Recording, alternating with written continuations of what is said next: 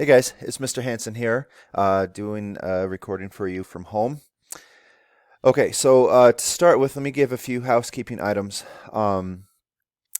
I um, told many of you, if you were present yesterday, that I was going to be gone today um, because my son and daughter's babysitter became sick with COVID. They weren't exposed, so they were okay. I did not tell you that since yesterday I learned that my son has been quarantined because he sat by someone who had COVID in his elementary school class. So I am going to be home with him until next Thursday.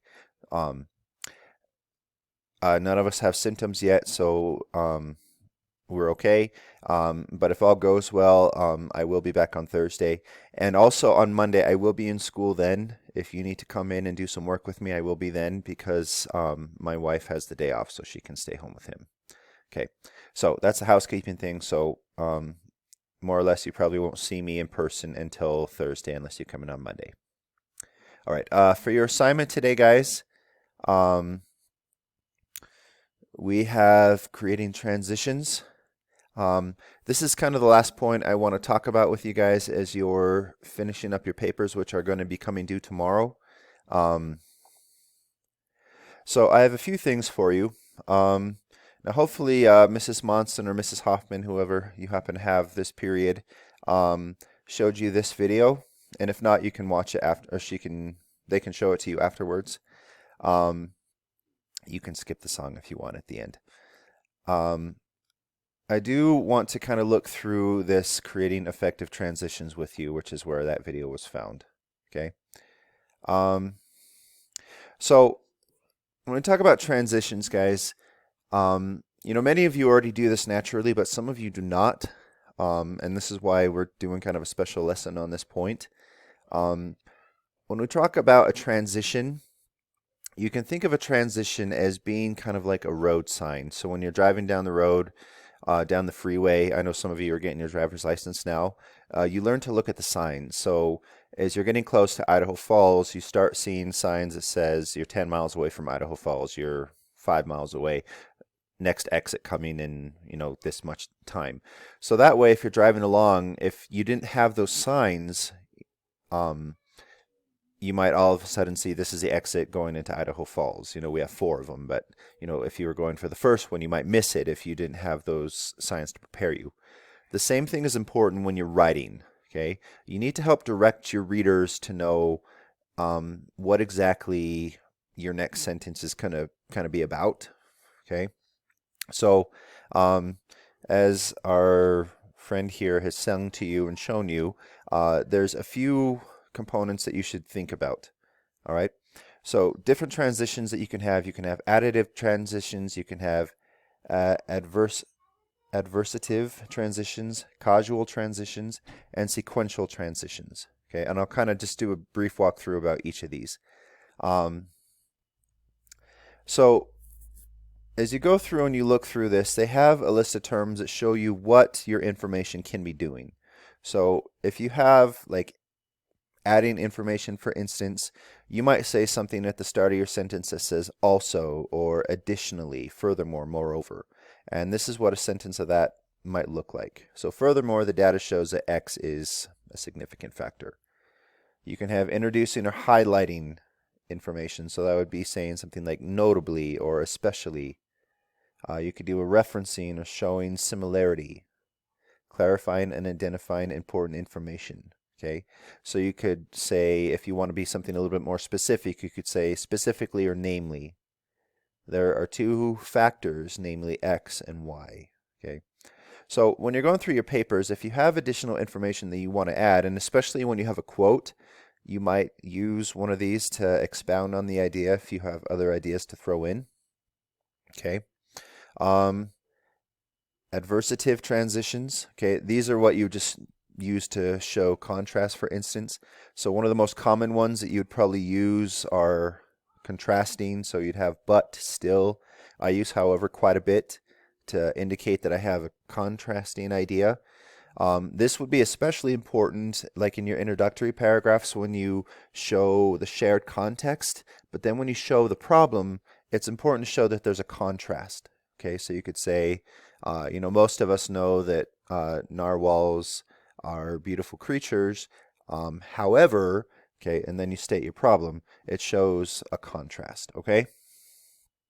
Um, you can, another one that you might commonly use is a conceding a point. So you could say nevertheless, okay? Um, so this is also important when you're looking at maybe a contrasting idea. Okay, you guys have a condescending point in your papers. So when you're acknowledging another person's idea or recognizing that maybe it's different from your own, you can say something like, nevertheless, despite what they've said, I think this. Okay? And keep going. We have causal transitions. This is where you show like a cause happening. So that would be something as simple as saying since, because of, since the original sample group was too small, researchers called for more participants. Okay, that's just right there. You can use words like consequently, therefore, thus. This is just showing the result of something. Okay. And then sequential transitions. This is another thing that you might do in your papers. Is if you're talking about the history of something, maybe like the history, a little bit of how pollutants have increasingly gotten worse over the last 10 years in the ocean. You can do something where you talk about initially, first, second, thirdly. Okay. You want to make sure you start with the firstly if you're going to do that, but okay. Okay, so anyways, guys, I don't want to beat you over the head with this too much. I think this is something you can look at your own.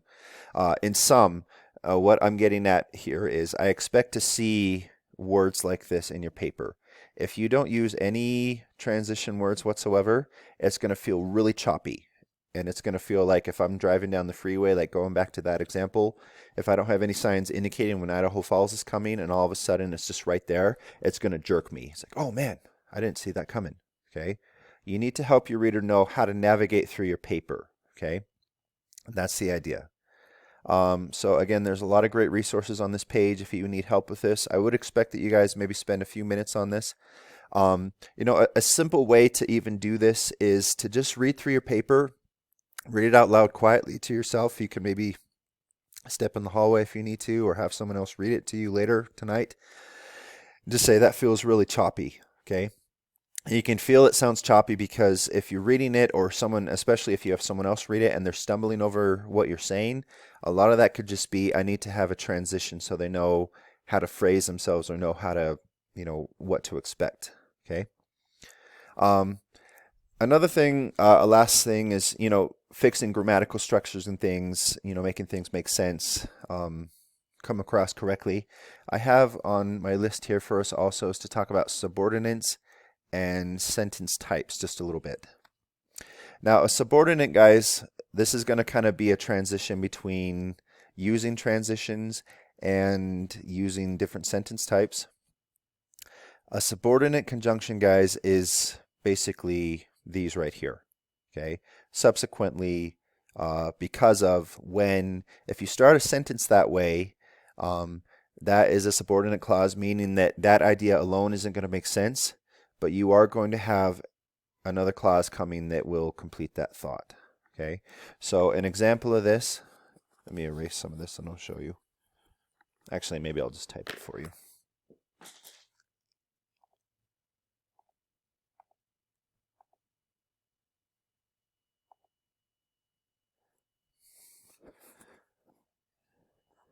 If you start with a sentence like this, while it is commonly believed that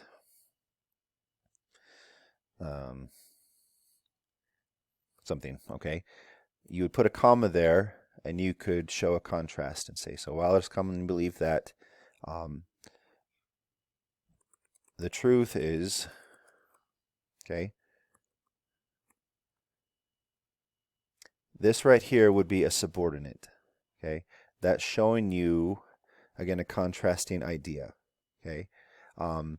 This whole thing right here would not be a complete thought without the rest of this, Okay, so when you're writing your papers, you might want to think about starting a structure this way. So it doesn't have to just be while, it could be when, it could be because of, many of those other words that we just looked at. This will give a little bit of variety. Okay. The last thing that I want you guys to look at and consider is sentence types. Okay. Now, I'm not going to spend time teaching you all these things, and I don't expect it if you are completely unfamiliar with this that you spend a lot of time learning this. But what I would suggest that you do is if you're using subordinates, you're using transitions, you also might take some time to look at your sentence lengths. Okay. If your sentence is really short, just simple, and you have a lot of short sentences in sequence, that's going to feel really choppy to your readers. Okay, even visually, it's going to feel a little bit off. So as you're writing sentences, you might consider saying how long are some of these. You can adjust some of that by using compound sentences. So you'd use things like but and also any of the fanboys that we've talked to, or that you've probably learned about in previous years. Okay, occasionally you might want to do that. Okay, you might even use complex sentences, which is where you'd have the subordinate to start it, which we just talked about. Okay, so again, I don't expect that you need to learn all these, all write this today, but look at your paper. If your sentences are all roughly the same length, it's going to feel strange. It's going to feel choppy. If all your sentences are really, really long and you're using and a lot or but a lot or those things, that might be a sign that you need to shorten things up. On some of the feedback I've given you, I have helped you structure your sentences a little bit for some of you who have that part done. But this is something that you might look at as well. So objectively, guys, this is what you're going to be doing for me today. I will be looking for these things in your paper. So if you have questions, you can shoot me a message in email or you can text me. Okay, but that's all I got, guys. So please be good. Please use this time. Listen to Mrs. Hoffman and Mrs. Monson or Mrs. Monson. And you guys have a fantastic day. Thanks.